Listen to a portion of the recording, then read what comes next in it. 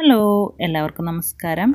അപ്പോൾ ഇന്ന് ഞാൻ വന്നിട്ടുള്ളത് ബെഡ്ഷീറ്റിനെ കുറിച്ചിട്ടുള്ള ഒരു വീഡിയോ ആയിട്ടാണ്. അപ്പോൾ നമ്മുടെ ഒരു സബ്സ്ക്രൈബർ ശ്രീല ബാലകൃഷ്ണൻ ചോദിച്ചിരുന്നു ബെഡ്ഷീറ്റ് എത്ര വർഷമായി വാങ്ങിച്ചിട്ട്, അതുപോലെ തന്നെ എങ്ങനെയാണ് കഴുകണേ, പിന്നെ എവിടുന്നാണ് വാങ്ങിയത് എന്നൊക്കെ അങ്ങനെ കുറേ കാര്യങ്ങൾ ചോദിച്ചിട്ടുണ്ടായിരുന്നു. അപ്പോൾ ഞാൻ പറഞ്ഞു അതിനെക്കുറിച്ചൊരു വീഡിയോ ഇടാമെന്ന് പറഞ്ഞിട്ടുണ്ടായിരുന്നു. അപ്പോൾ അതാണ് കേട്ടോ ഞാൻ നിങ്ങളായിട്ടൊന്ന് ഷെയർ ചെയ്യുന്നത്.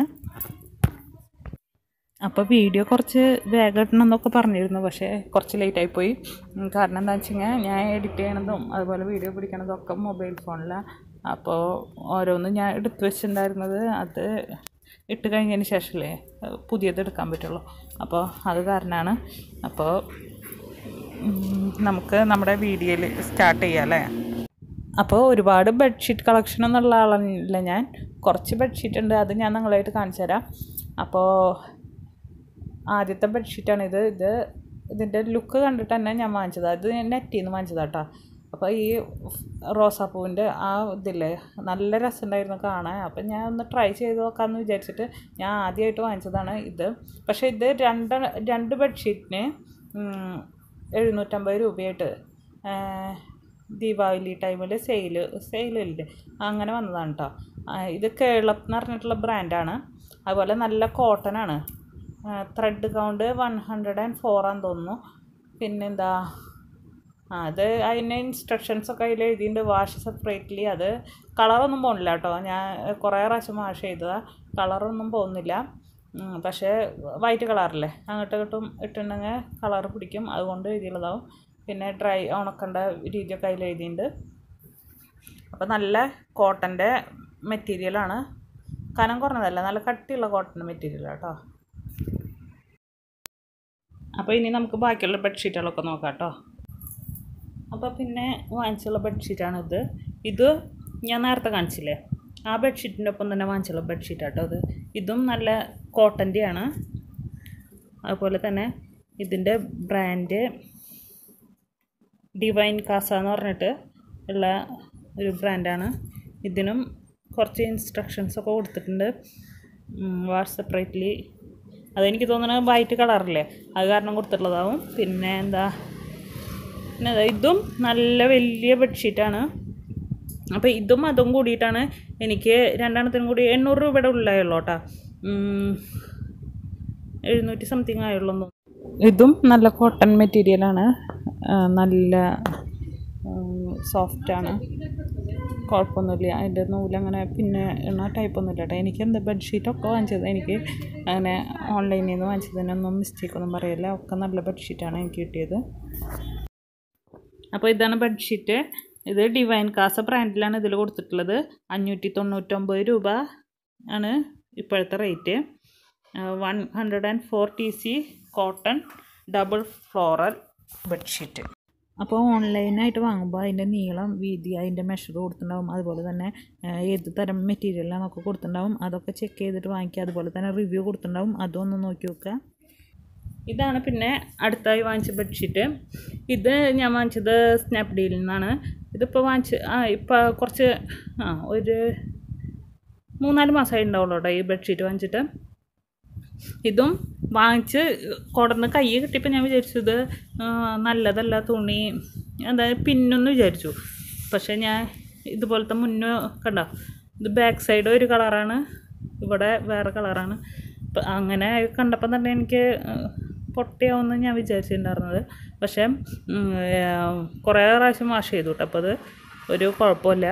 ഞാൻ എന്താ അങ്ങനെ വിചാരിക്കാൻ കാരണം എന്ന് വെച്ചിട്ടുണ്ടെങ്കിൽ മുന്നേ ഇതുപോലത്തെ ഒരു മെറ്റീരിയലിൽ ഞാൻ ഒരു ബെഡ്ഷീറ്റ് വാങ്ങിച്ചിട്ടുണ്ടായിരുന്നു. അപ്പോൾ അത് യൂസ് ചെയ്ത് ഒരു ആദ്യത്തെ അലക്കിന് തന്നെ അത് സെപ്പറേറ്റായി ഇങ്ങനെ വലിച്ചപ്പോൾ ഇങ്ങനെ അതിൻ്റെ പിന്നി പോരണ പോലെ. അപ്പോൾ ഞാൻ ഇതും വിചാരിച്ചു അങ്ങനെയാവുന്നു. പക്ഷേ ഇത് നല്ല തുണിയാണ്.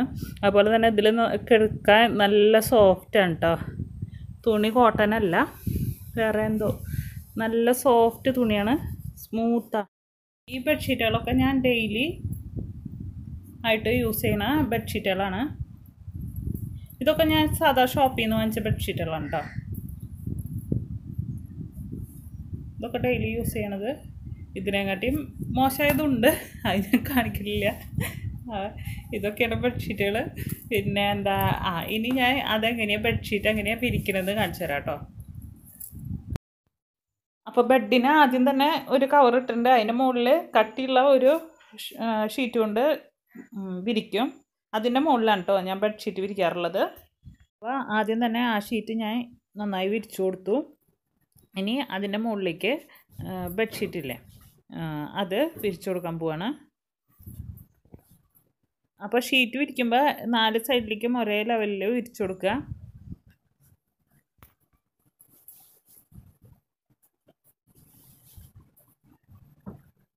അപ്പോൾ 4 സൈഡും ഞാൻ വിരിച്ചു കൊടുത്തു. അതിന് ശേഷം ഈ ലാസ്റ്റ് ഈ ഭാഗമല്ലേ അത് ഉള്ളിലേക്കായിട്ട് നന്നായി ഉള്ളിലേക്ക് തിരികെ കൊടുക്കുക. അപ്പോൾ ആ സൈഡ് മൊത്തം ഞാൻ അതുപോലെ ഉള്ളിലേക്ക് തിരികെ കൊടുത്തു.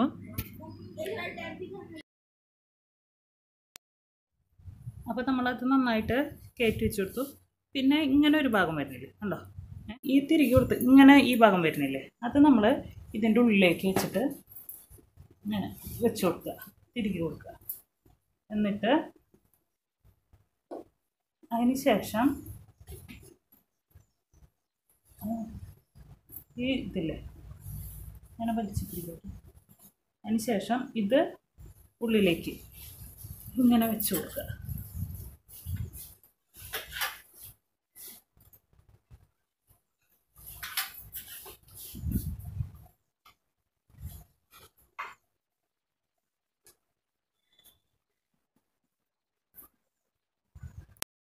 അല്ലേ ഇവിടെ ഒരു ഇങ്ങനെ ഒരു ഇത് വരും. ഇത് കുറച്ച് ചതഞ്ഞ ബെഡായ കാരണം അതൊന്നും കാണാത്ത ഇത് അങ്ങനെ ഒരു ഇത് വരും കേട്ടോ. ഇതുപോലെ തന്നെ നമ്മൾ 4 സൈഡിലും ചെയ്ത് കൊടുക്കുക.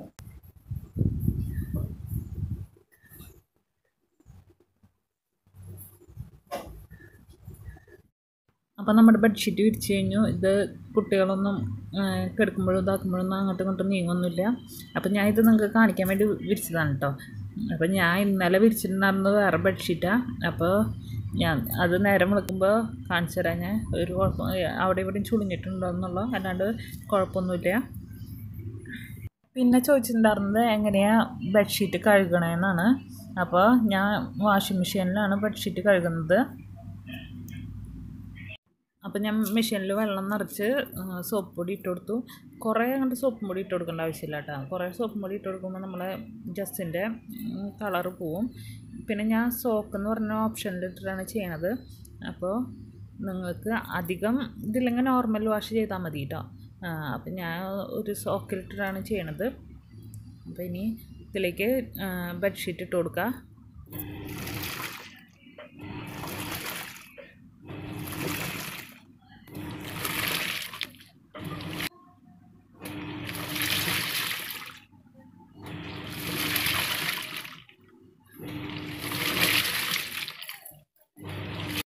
അപ്പോൾ ലാസ്റ്റ് വാഷായി. അപ്പോൾ ഞാൻ അതിൽ സ്മെല്ലിന് വേണ്ടിയിട്ട് കുറച്ച് കംഫർട്ട് ചേർത്ത് കൊടുക്കുകയാണ്.